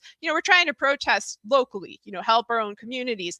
But when you have also, a digital panopticon that you can't escape, that you're just trapped in, and if you go out there, they're going to identify you, they're going to find you so much easier than 10 years ago, certainly 20 years ago, that changes how protests are formed, and it certainly changes leverage. Because if we protest, do they care? I mean, do they really care beyond just arresting us in a flamboyant way to send a message to everyone else that we actually don't have rights? Like, they're not out there thinking, oh, well, now my heart has changed. Like, now I will stop invading Venezuela because you have shown me the error of my ways. Like, no, none of them give a hoot. Sorry, I don't know what the profanity rules are on your show. Yeah, right. Always good to err on the side of safety. But I mean, and to your point, the what was it? The meme thing? It wasn't a meme. I guess it was like that animation that he did, the AI animation of him crapping on protesters with a crown on because it was a No Kings protest. Then the decision to send live fire over the 5 freeway in California during the protests to sort of send a message again. I mean, it was all very much FU. I mean, it created a kind of a pugnacity, an aggression in him that was really, I suspect, as you say, reflective of what is clear. He's not going to back down, and they're not going to back down, and they're not cowed by any degree of protest. No, because I mean, the problem is all of this has gone on too long. I actually do think that there was a time where this could have been fixed, like from about 2015 through 2018. I think, for one, that's why I kept pushing the Epstein story. I mean, one out of obligation for justice for the victims, but also because it was something that uniformly Americans condemned and were horrified by. And if they had known the truth about Trump and his involvement with Epstein, with Maxwell, with that whole extended network, I think that all of this might have been avoided. But of course, people wouldn't report on it. Congress would not investigate it. The DOJ protected it.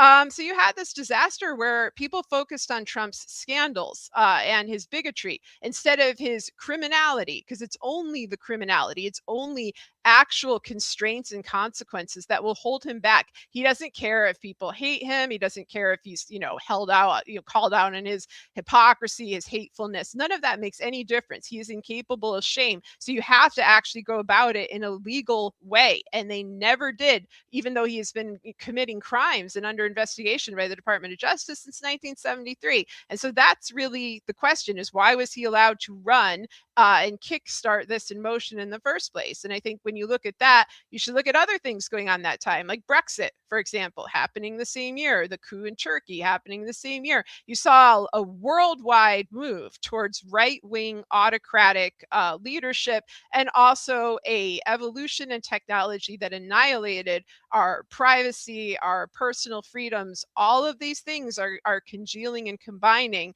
And the time to call it out was then. I mean, I'm not saying don't fight back, or stop fighting back. You should always fight back. I'm just saying it would have been a lot easier to get this done and fight back, 8 to 10 years ago. And people are just in denial that it could even happen. I heard over and over, there could never be an autocracy in America. And I would always say there can be an autocracy anywhere, because institutions are only as good as the people who uphold them, and the people in ours clearly aren't very good at all.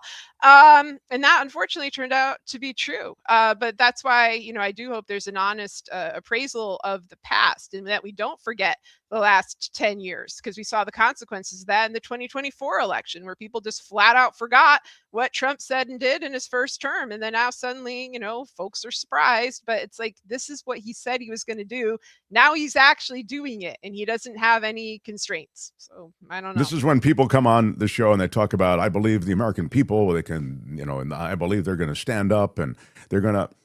I don't have as much faith in the American people. And the same people typically who talk about the American people talk about the American institutions as though there's some immovable object. And they are exactly what you just described. They're only as good as the creatures inhabiting them. And if those are corrupt creatures or inept or cowed, as we've seen with a Congress that's afraid to think of political violence. I mean, that's what's really going on here. Yeah, I think folks, regular people, they're mad. I mean, they hate this. I saw a poll in the Washington Post. It was, what percent of Americans approve of this Venezuela action? 6%. 6% of us. 94% of us are condemning it. That 6% works for cable news. They work in the government. They work in the court system. Unfortunately, that 6% are the most powerful people in this country, the ones actually making the decisions about Venezuela. And the rest of us, the 94%, are just, kind of sitting here like, what the hell are we going to do about this? Because I think people are very frightened, not as frightened as the folks in Venezuela,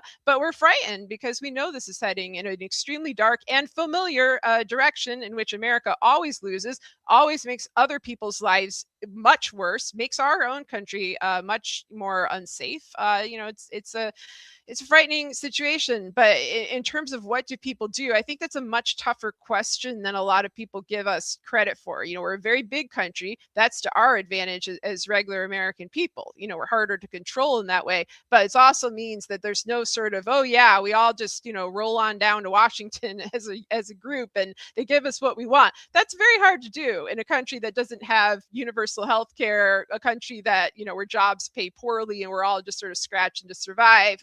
There's a lot of logistics there that I hope folks in other countries take into consideration when they're giving us their advice. Though I do understand their rage and their annoyance. And their like why aren't the Americans doing more to push back? I would in our next conversation like to touch on this, because when we talk about the inability of protests to really make a difference in policy or to change sort of a Trumpian outlook. Protests are still very important. And, yes. I know you believe that as well. So I'd love to follow up more on strategies, at least touch on it in our next conversation. God knows what crap's going to go down between now and next Monday. But I really appreciated your take today. And thanks. I have links to all of Sarah's books and to her Substack, which I really recommend as well, under this video. Click, buy, support Sarah Kendzior. Sarah, well, let me see. Can we get Sarah twice a week? I think my energy reserves would be as depleted as Venezuela. Sorry. As a guest host, Harry's asking. I see they're already recruiting you. All right, Sarah, you rock, and we'll look forward to next Monday. Thanks so much. All right, thank you. Sarah Kendzior, everybody. Right on, right on. The Mark Thompson Show. Sarah, tell the story of the ghost in the hotel. Yeah, pick up her book. Thank you, Richard Delamater. A big shout out to you. He wrote me an angry email over the weekend, which I've received a lot of positive letters. It's kind of just par for the course for Richard and myself. Big shout out to him. Yeah, pick up her book and you can read about that. Last American Road Trip. I have fought in every war. I'm sorry, my screen is so small. Hang on a second. Let me see if I can do You want me to read it? Yeah, would you? It says, this is Anthony Aguilar de Oppresso Liber, $10. He says, I have fought in every war the United States has been in over the last 25 years as an Army Green Beret. Now Venezuela, Iran coming soon. The U.S. is being led by a sycophant warmongers, and we must demand change. Yeah, I mean, here. I agree with that. And Mr. Aguilar they're being, offers good services to us. Sorry. It's Mark is a 25-year Army Special Operations Officer. I'd love to come on the show. Yeah. To talk about Venezuela, Gaza, Iran, Iraq, Syria. So much we can discuss. Yeah. Big shout out. Can you Anthony, can you, why don't you just drop us an email? themarkthompsonshow@gmail.com. themarkthompsonshow@gmail. You got to put the in there. I don't know why it's not Mark Thompson Show at Gmail. It's just not. themarkthompsonshow@gmail.com. Drop us a line, and yeah, we'll connect and we'll make it happen. That goes for any of you. You're all welcome to send me emails of any sort, any recommendations, any articles. I try to read and watch whatever you send me. Sometimes these YouTube things that you send me are long, so I try to get through them as quickly as I can. But I've received a lot of positive letters. Yes, and you're allowed to send critical stuff as well. So smash the like button if you would. Do it for Smash Sarah it with Kendzior. your iron rod. Yeah, smash it like a boss. It helps us in the world of YouTube. And subscribe to our show and hit the notification bell. You'll know whenever we have a new video or we are on live. So, yeah. The Mark Thompson Show. This guy normally joins us on Thursdays. David Katz is a brilliant legal analyst. He's one of the great legal analysts in the English-speaking world. He talks about the law and politics and so much of what's going on with the Constitution and the violations of same. And when it talks, we talk about SCOTUS and SCOTUS rulings, and sort of there's a predictive aspect of David Katz that's pretty impressive. The reason he's here today is because he worked extensively in Venezuela, and we wanted to bring him on to talk about that. So here he is, the former federal prosecutor, now defense lawyer, David Katz, everyone. Hi, great to be with you, Mark. Yeah, Happy bienvenido. New Year, my first time this year. Happy New Year to all you guys. Yes, Feliz Año Nuevo. Yeah, we are, you worked as a translator in Venezuela. I guess this is prior to your life as a federal prosecutor. Tell me about this action as you see it. You know so much of Venezuela. You know the Venezuelan politics and culture. Speak to this moment, if you would. Well, the mini history of Venezuela, it's on the northern tip of South America. It's right next to Colombia. It's right across the Gulf from our southern states like Alabama and Mississippi. It was kind of a backwater. And then in 1920 or so, they found an enormous pool of oil there. And pretty quickly, Venezuela became the second biggest producer of oil in the world, the United States and then Venezuela. Pretty soon, Standard Oil was there for people my generation. If you bought Esso oil and then later on Exxon, that was from the Rockefellers, and that was Venezuelan oil. Shell was there, Gulf was there. Ultimately, they paid compensation. So to start off with, this idea that they stole our oil is complete nonsense. They paid compensation. This wasn't one of those things where they expropriated it without compensation. And then the oil price started to go down. When the oil price was high, Mark, they built a little New York City. Caracas, you can walk around and feel like you're in a slightly smaller version of New York City, but with skyscrapers, a prosperous population when I lived there. And so 1960, 61, as the oil price starts to go down, they start OPEC. They're one of the culprits, if you want to call it that, of OPEC. And that greatly benefited both them and Saudi Arabia. There were 4 or 5 other members. And of course, in 1973, our oil prices in the West shot up, but it was a huge boon. It was a bonanza for Saudi Arabia and Venezuela. So suddenly Venezuela enters its golden period where it's very, very rich. That's when yours truly found out that this was a great way for somebody bilingual to put a few dollars in his pocket right before I started law school. So I did, and the money was flowing. There was kind of an attitude, Mark, there, like there is in the United States now, that, let some foreigner do it. They used to say, que lo haga un colombiano, which means I don't feel like doing it. Que lo haga un colombiano. Go let a Colombian do this. So they washed all the dishes. They were all the nannies. They had all the menial jobs. The Colombians did in rich Venezuela. Oil price goes down, right? Suddenly things aren't so great anymore. Chavez comes to power. He's a demagogue. He's charismatic. Hugo Chavez, he has a coup. He gets arrested. He almost gets shot, but he doesn't get shot. He gets released and is allowed to run, and he wins the election in a landslide. Then he wins another election in the landslide, and he's a huge friend of Cuba, which makes people like Secretary of State Rubio and all of his ilk, right? All this huge anti-Castro, anti-communist fanatics hate the Chavistas, the socialist government of Chavez, hate them almost as much as they hated Castro and the Cubans. Anyway, the oil price keeps going down. Chavez dies. His successor is Maduro. Maduro doesn't have the charm or charisma of Chavez. He wins a couple of elections, Mark, and we recognize him. That's one of his arguments in court right now. We recognize him as the legitimate ruler of Venezuela. People who say this is like General Manuel Noriega, he was a general. He was not the elected leader of Panama. That makes it very different whether you're an elected head of state recognized by the United States or you're somebody like Noriega. In the last election that he was pressured to hold, he pretty clearly lost. He lost to this, he would have lost to the lady over in Scandinavia who just won the Nobel Peace Prize, but she's not allowed to run. So she backs a fellow named Gonzalez who's sitting in Spain, the elected president with almost 70% of the vote. But America, the champion of democracy, is not putting him in power and not putting in the Nobel Peace Prize winner. We're going to try to work and push around the vice president. And that's about where things stand politically down there. And of course, today, Maduro and his wife just appeared in federal court. And I'd be happy to talk about that. But that's the Venezuela for Dummies. I really liked that. Thank you. And we'll touch on the court thing, but I wonder if you agree with me. I think it's just the fig leaf on this all. I think this is not about drugs or about some concern about narcotics. Give me a break. The guy, Trump, is blasting past that issue on his way to talk about oil and how we're going to run Venezuela and we're going to bring U.S. oil companies here, et cetera.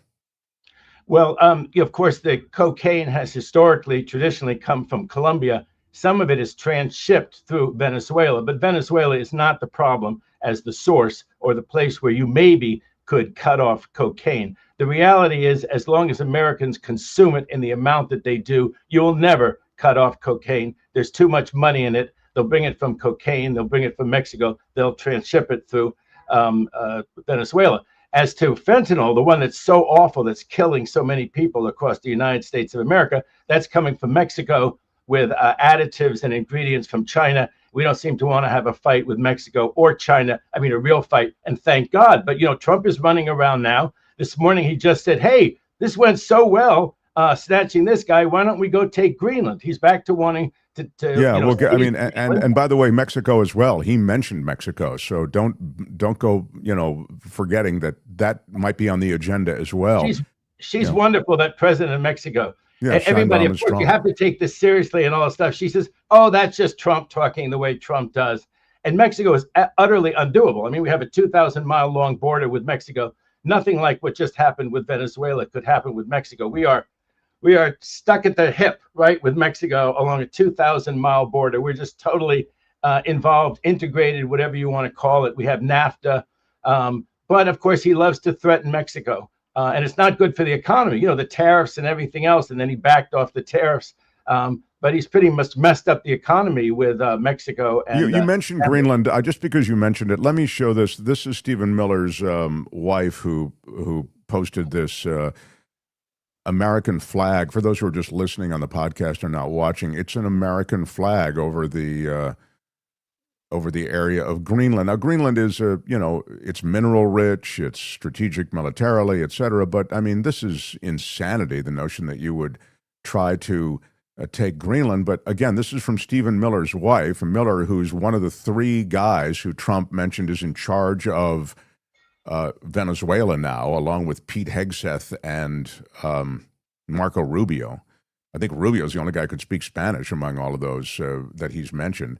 But give me a moment on this. I mean, you think Greenland is just again just a talking point, just I mean, it's I'll say this last thing and then I'll let you speak. Is it the prime minister there? I think the prime minister or president of Denmark, the leader of Denmark. I'll just put it that way. She spoke about this very issue in her New Year's greeting for the new year. She spoke about this, so she addressed this. So for all the, it's just Trump, prattling on, it's not viewed that way by Danish leadership.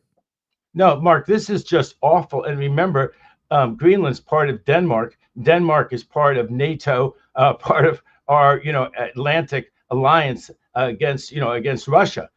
So this is just absolutely foolhardy.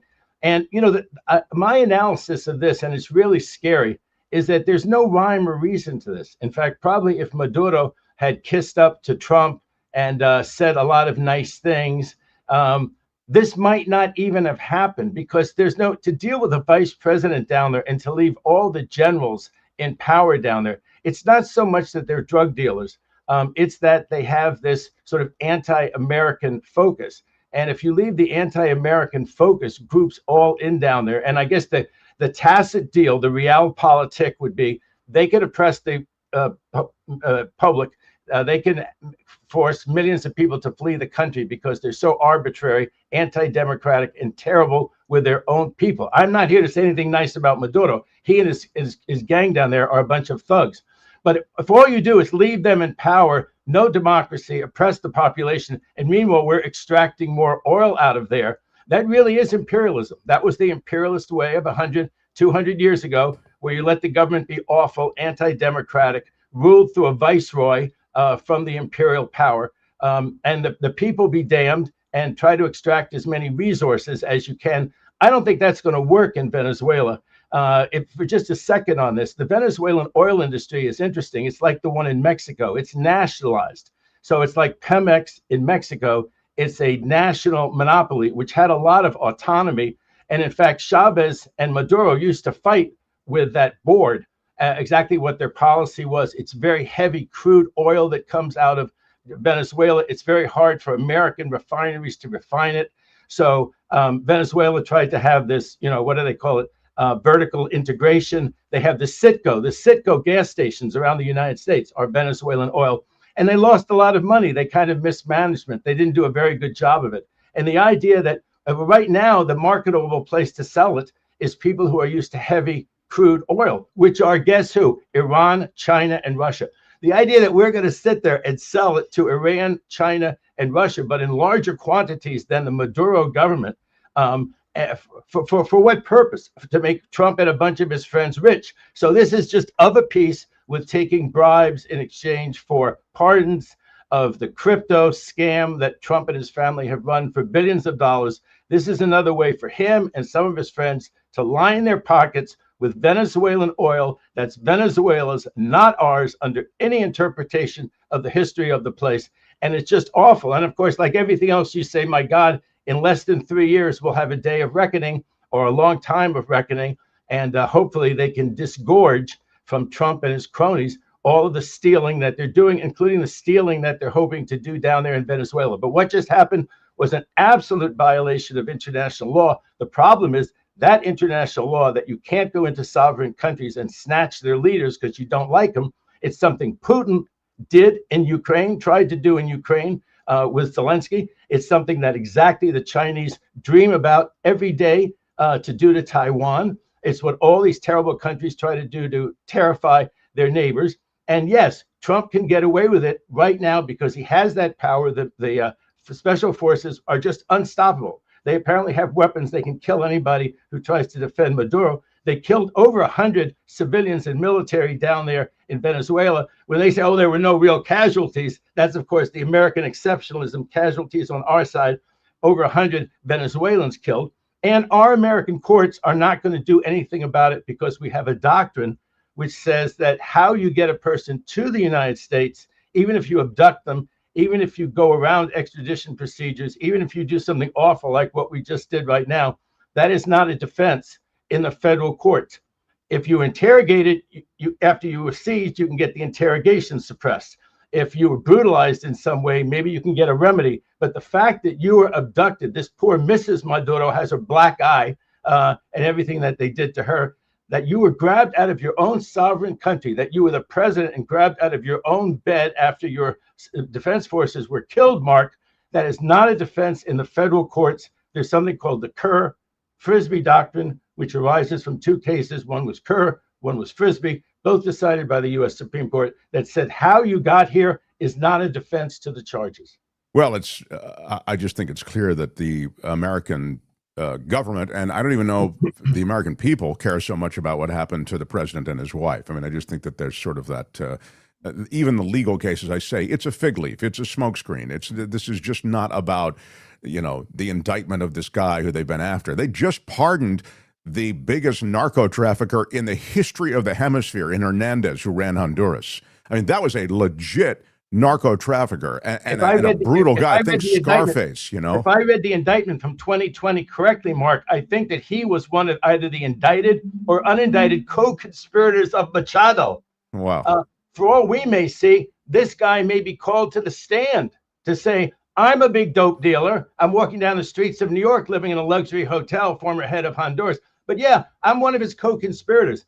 The thought of who are going to testify in this trial. Remember, there's a $50 million reward for Maduro. So I imagine, and of course, you get out of a life sentence if you're a drug dealer. So everyone's going to come around. They're going to try to save their own skin. They're going to try to throw Maduro and his wife under the bus.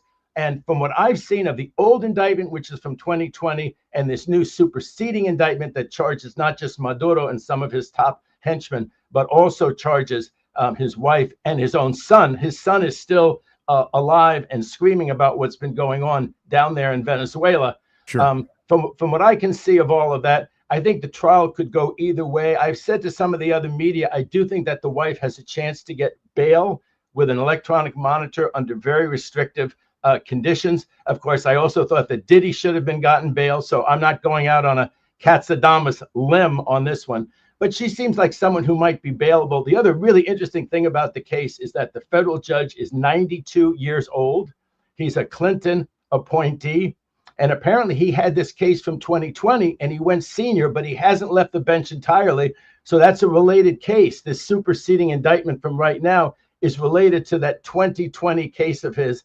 And they're apparently back in court again, Mark, in March, although she may, I think, make some kind of a motion to get out on bail. I think there's no chance that they will let Maduro out on bail, no matter how many restrictions there are. It's, of course, this is, you know, the law, again, is only to the degree that the administration feels it serves their interests, I think, in this case. And I'm not... There is an independent federal judge. Mark, let me just say in defense of the judiciary, there is an independent federal judiciary, but if either of those two get bail, it'll go all the way up to the U.S. Supreme Court before either one of them could actually be released, even under the strictest home confinement. But it is so unfair to make the people in their situation try to prepare for trial, which, as I say, could go either way. The worst thing that Maduro did, as I read the indictment supposedly, is that when he was president, he issued passports, diplomatic passports, to people he knew were drug dealers, knowing that they were going to use the diplomatic passports to evade normal drug surveillance of planes and of themselves. Wow, let's see them try to prove that, Mark, without a tape. Somebody says, sure, oh yeah, I'm a guy serving 50 years in prison, and yeah, I can get out, and let me tell you, this guy did it. The other guy did it. The guy, I'm serving time. Let me out. Put this guy in because he's the real guy who told me to do it. I know you don't have much time anymore, exactly. So I'll see you Thursday, right? Yeah, David, thanks for spending a minute with us, since you've got the background on Venezuela. Is really instructive, and I appreciate it. Thanks a lot, pal. My pleasure being with you. Hasta luego. Hasta luego, senor. Okay. David Katz, everybody. Love it. I love it. The Mark Thompson Show. I'll tell you what I don't love is how late it is. Oh, my God. It's so late. Thank you all for being here. Smash the like button if you would. It's the thing we need to do in YouTube. It helps us with your iron rod. Get into some algorithm thing. I don't really understand it. But I am going to have a sip of coffee before I talk to Karen. I'm having it from the Peacefully Resist mug, which you can find at getmarkmerch.com, and our logos tastefully on the backside. Coachella Valley Coffee. Oh, thank you, Tony, for putting up the, Get Mark merch. Getmarkmerch.com. There are actually some new merch items coming in the next couple of days. Courtney has just informed me of the little getmarkmerch.com elves who've been working over the holidays. Now that Christmas is over, we can employ them at our slave wages. We're able to. I like the Project 1984.5. That's my favorite. There's the T-shirt. There's also a mug. I'm going to have one more sip while you look at the...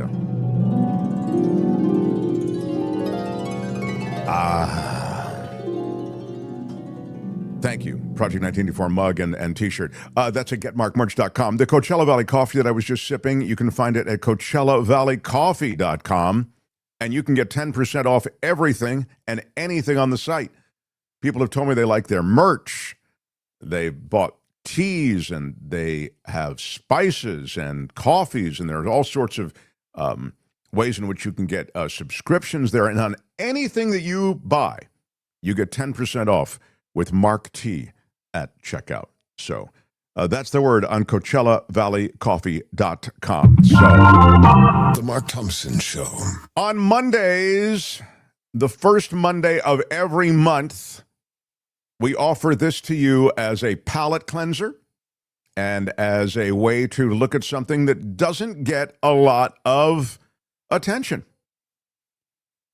Sadly, we coexist with animals, but we don't give the world of animals and animal welfare and issues that involve animals the attention it deserves. But we do for the first Monday of every month. And so it is a word about animals. Now, a word about animals on the Mark Thompson Show. And here she is, Karen Dawn of Dawn Watch. You know her from the Dawn Watch work she's done for years now. She had and still has, I think, a very big Facebook following, but also Substack, I think, now, right?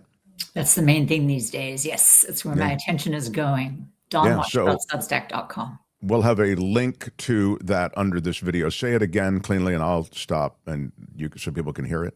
DawnWatch.substack.com. Love it. All right, DawnWatch.substack.com. What do you have for us today?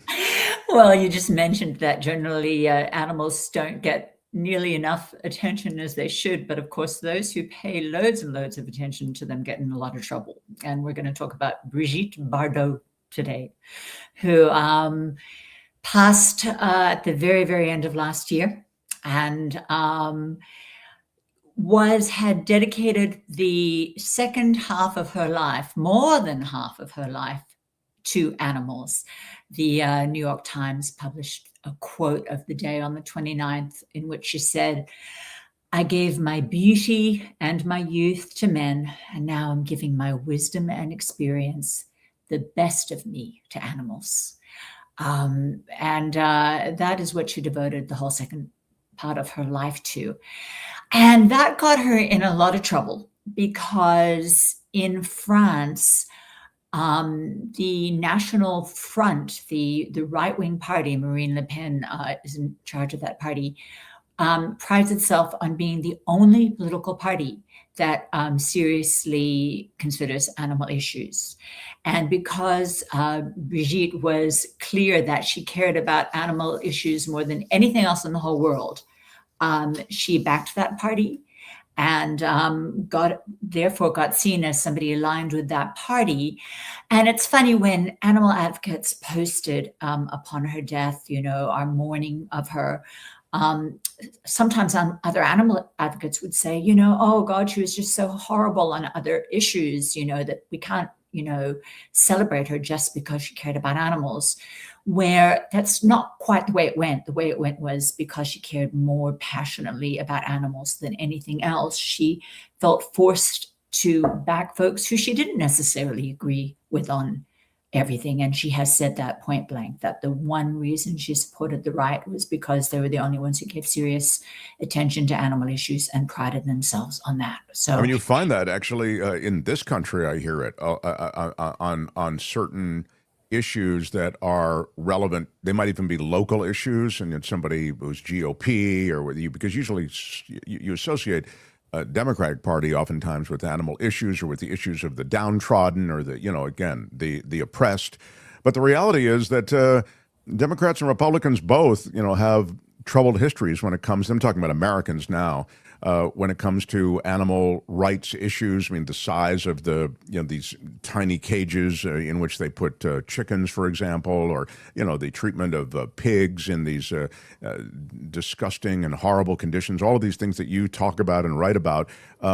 there is a weird kind of alliance that you oftentimes have to find with those that you might not be allied with on many other issues, you know. Mark, I was going to talk about that more after I talked a bit more about Brigitte, but since you brought it up now, I'd love to move there right now and then go back to Brigitte, but just mention that we do see exactly that happening in this country. I sent Tony over a screenshot of a Lara Trump show that happened at the end of the year, where she had RFK Jr. and Brooke Rollins and Pam Bondi all on her show to talk specifically about animal cruelty issues. The one affecting by far the most animals in the most awful way being animal testing, but they also talked about puppy mills. I mean, they called it an animal welfare show. And I have never seen three folks from any administration before on a show on CNN or MSNBC. They're just to talk about animal issues. So what we have at the moment in the United States is the right claiming animal issues. And you and I once spoke about this at the time that Peanut the squirrel was killed. And you were concerned that the left was ceding the issue. And I would just beg folks, I know your audience leans left, and I would say, please don't let the right claim this issue because the left has ceded it. Please let your legislators know that you care about these things. And more and more in this country, the right's claiming the issue, the left is ceding it. I just heard that Tim Walz is talking about handing over his, I won't say crown because we associate that with Trump, but the reins, well, we're talking about animals, over to Amy Klobuchar. And the thing I most remember about Amy Klobuchar is after she worked hard to get the ban on killing wolves taken away, her standing up in front of the audience and saying, I want to go up and be the first to kill a wolf. And it's funny, I was looking for that video the other day with the help of various AIs, and her folks have hidden it beautifully. But I would swear on my life, under any sort of machine that was testing my telling the truth, that is exactly what you said. I want to be the first to kill a wolf. And this is what we're looking on the left as possibly having run for president. And then on the right, we've got folks going on Lara Trump of all places. And believe me, I see the irony of that, given what her husband's been up to, and putting a whole show towards animal cruelty. So with Brigitte, it was 100% because of animals that she backed the right. And also she got in big trouble for saying nasty things about the folks of, and I'm looking at my notes here, the French territory of La Réunion, which is in the Indian Pacific Ocean. And the story there was that those folks were engaged in ritual sacrifice, cutting goats' heads off. And this distressed her greatly. And when she railed against it in an open letter to them, she absolutely said things that didn't need saying. And she didn't just restrain herself and talk about the issue at hand. And she generalized. And, you know, we see that so often. I see people, you know, when they look at what China does to dogs. And I saw a post just a couple of days ago where somebody had said, they use the F word, I'll say frack. Frack you, China, because of what they're doing to dogs. And I said, I commented, any different than what the US does to pigs? To which I got a response like, oh, please don't weigh in unless you know what you're talking about. But I do know what I'm talking about. And what we do to pigs in this country is absolutely as bad as what China does to dogs, though we tend to love dogs more than we love pigs. And my concern was that her post, and this is just so human, her post didn't just talk about what China does for pigs. It started using the F word against to pigs. It started using the F word against Chinese folks. And Brigitte Bardot did that too much. And I'm sorry she did. But the idea that, oh, she just happened to love animals, were basically, she was racist. It was the opposite. Everything, all of her stances that got her into trouble for racist language, for backing the far right, were based on the fact that she had devoted her whole life to animals and said this is all she cares about. I have a quote somewhere that she says, I breathe animals, I think animals, it's all I care about is animals. And that's where those stances came from. So to hear anybody who cares deeply about animals condemning her being celebrated distresses me greatly. And, I'm remembering that you and I met at San Simon's house at a fundraiser for Sea Shepherd. And Captain Paul Watson was a very close friend of Brigitte Bardot. For those of your audience who don't know who Captain Paul is, he was the founder of Sea Shepherd. He's no longer with them. He's with the Captain Paul Watson Foundation now. He founded that since then. But he was very close to Brigitte, who came on the seal hunts to protest them. And she used to call Captain Paul the captain of her heart. And I was very warmed to hear that about her. Yeah, I mean, you need...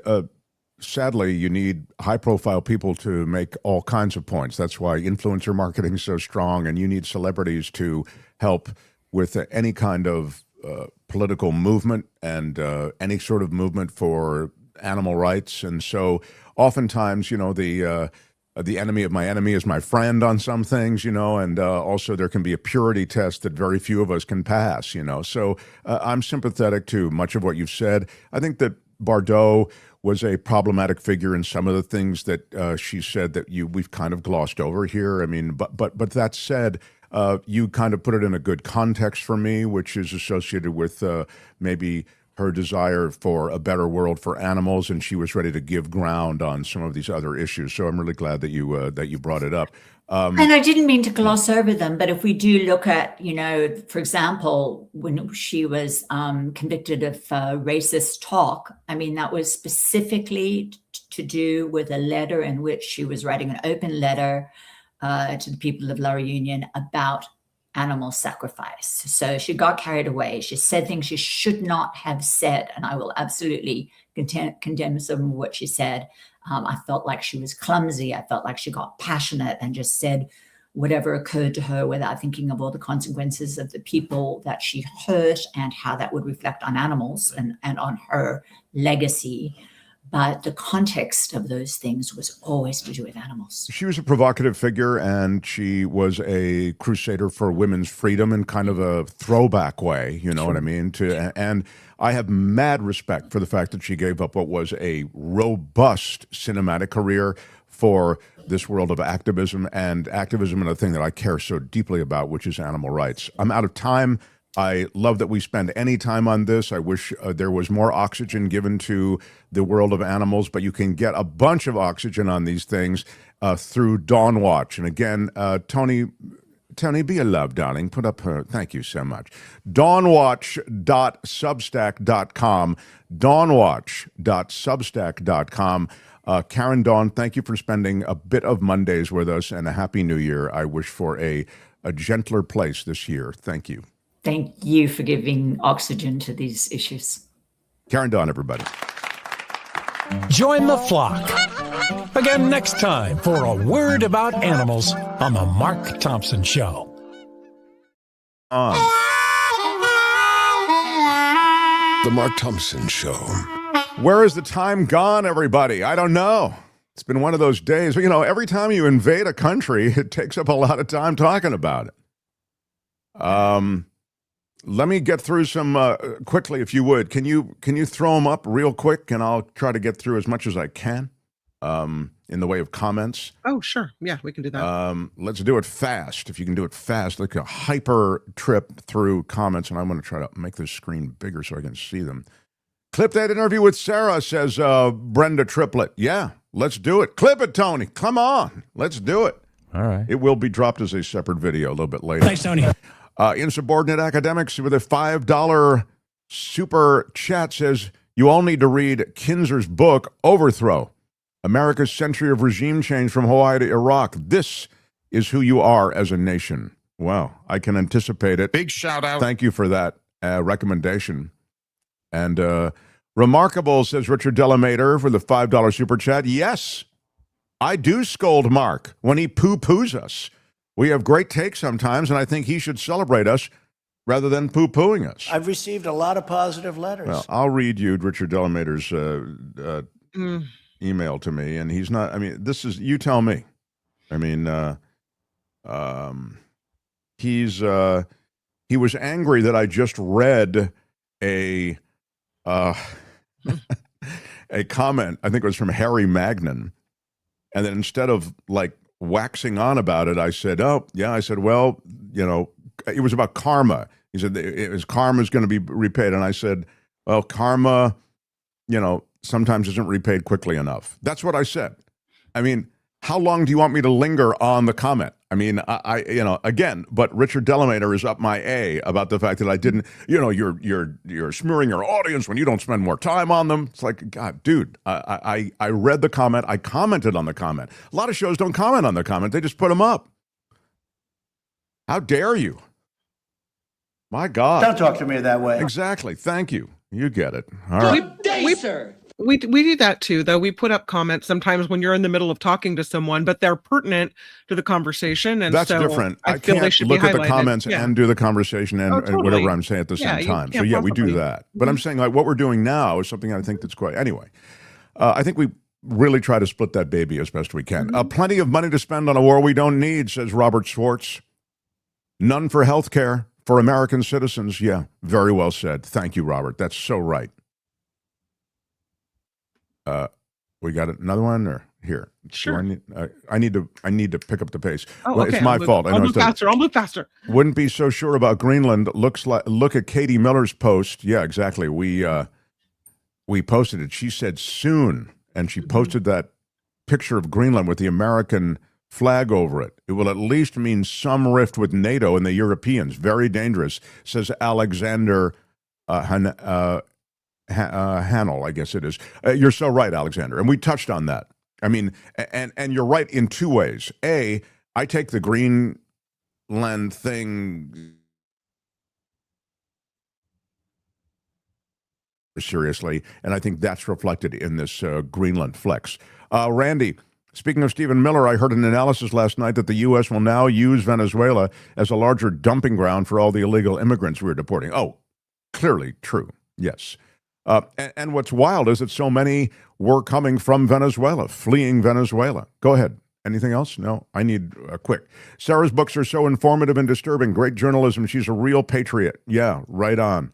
Mark looks like a young version of Larry King. I think these credibility glasses do give me a... What can you tell us about the scene? I've got glasses that look like yours, Larry. That's the... What can you tell us about the scene? Yeah.